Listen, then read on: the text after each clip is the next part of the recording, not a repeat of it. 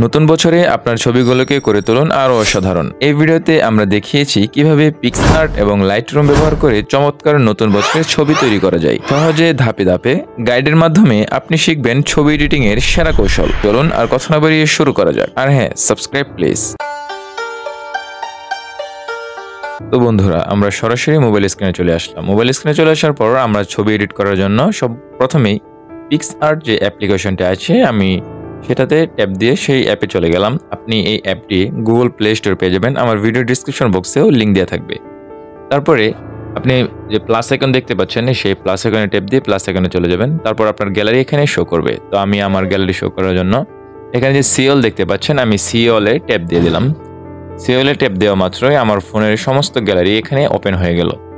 তো ওপেন হয়ে যাওয়ার পর আমি যে ছবিটি এডিট করব বা যেই ছবিটি আমি আমার যে ব্যাকগ্রাউন্ডে এডিট করব সেই ব্যাকগ্রাউন্ডটা আমি প্রথমে এখানে লাগিয়ে নিলাম। লাগিয়ে নেবার পর আমি একটু সাইডে স্ক্রল করব। সাইডে স্ক্রল করে অ্যাড ফটো যে অপশনটা আছে আমি সেখানে চলে যাব। সেখানে আসার পর আমি যে ছবিটি এডিট করব বা যেই ছবিটি এখানে বসাবো আমি সেই ছবিটি অ্যাড করে নিলাম। তো আপনি যদি আপনার ছবি এডিট করতে চান তাহলে আপনি আপনার ছবি এখানে বসিয়ে নেবেন। তো আমি এটাকে 2 আঙ্গুল দিয়ে একটু ধরে একটু বড় ছোট করে নেব। বড় ছোট করে নেবার পরে আমি যেখানে বসালে ছবিটা একটু ভালো দেখাই, প্রফেশনাল লুক আসে, সেখানে যাব। তারপরে ছবি যে ব্যাকগ্রাউন্ড আছে আমি রিমুভ ব্যাকগ্রাউন্ডের ট্যাপ দিয়ে সেটা আমি রিমুভ করে দিলাম।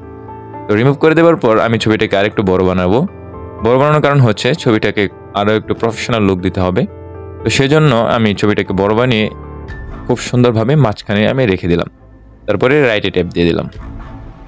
ট্যাপ দেওয়ার পরে এখানে যে আপনি টুলস আইকন দেখতে পাচ্ছেন আমি সেখানে চলে গিয়েছি। সেখানে চলে যাওয়ার পর স্ট্রেচ যে অপশনটা আছে আমি সেখানে গিয়েছি। সেখানে যাওয়ার পরে আমি ছবিটাকে একটু জুম করব। জুম করার পর আপনার মাথার যে চুলগুলো আছে আমি সেগুলো একটু ঠিক করে নেব।